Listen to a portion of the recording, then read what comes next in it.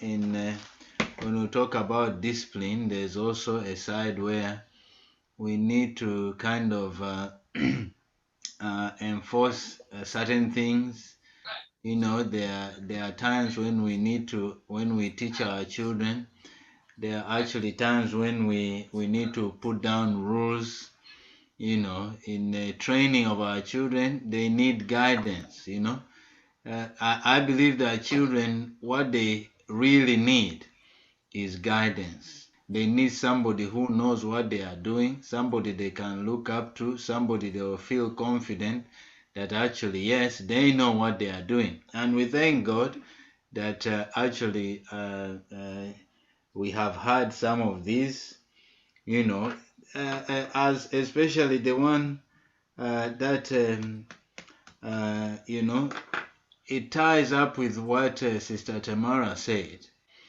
Sometimes when we for example, we want to correct our children, which is part of disciplining, want to correct them, we have to come from a place where we are not trying to kind of pour out our raw emotions.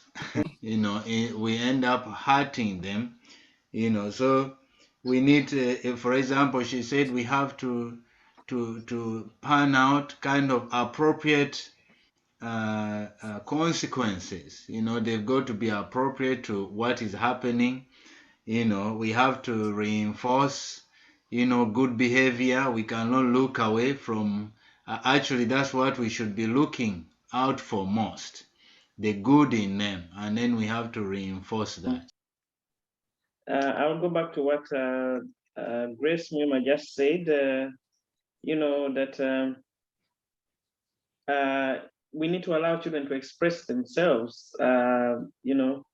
Sometimes when maybe there's unforgiveness there towards the child, maybe this child is strong-willed and always opposes us. Anytime they do something, maybe we tell ourselves, okay, maybe this time I'm calm, but there's something there in maybe in your heart there's unforgiveness, and next time that before that child says anything, they've done something, you already at them, you don't give them a chance even to explain themselves. And also I like what Sister Tamara said, that that she has to submit herself to the will of God first, to learn to love. We have to learn to love ourselves. Even Jesus said that love others the way you love yourself. You cannot love a child, even your own child, without loving yourself, without knowing who you are. You love who you are, what you're created to be. And also, Sister Tamara said sometimes we don't know who we are naturally. The child that we were when we were young, whatever we went through, we want to correct it with this child. This child is different from us, and we cannot impose everything we wanted to be on them. We want them, because I didn't study medicine. I was not good at particular things, so my child has to do it.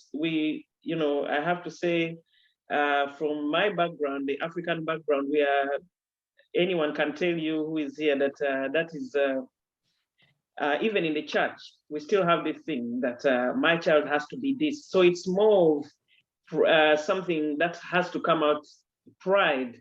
This is how they will see me if my child has studied this. So irrespective of what the child wants to be, you want to push your own agenda to the child, and that will spoil the relationship between you and the child, will bring commotion all the time between you and the child will not want to listen to you anyway, because you're trying to push your agenda on this child.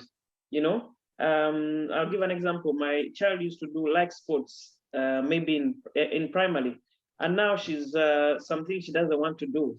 I cannot push that on them, because they have their reasons as to why they don't want to do it. And it's a good thing, because they are changing. Maybe their interests are changing as they are developing. They are changing. So it's not about me and what I want to say to other people. Oh, my child does sports. She likes this. She she she's good at running. It's about her and what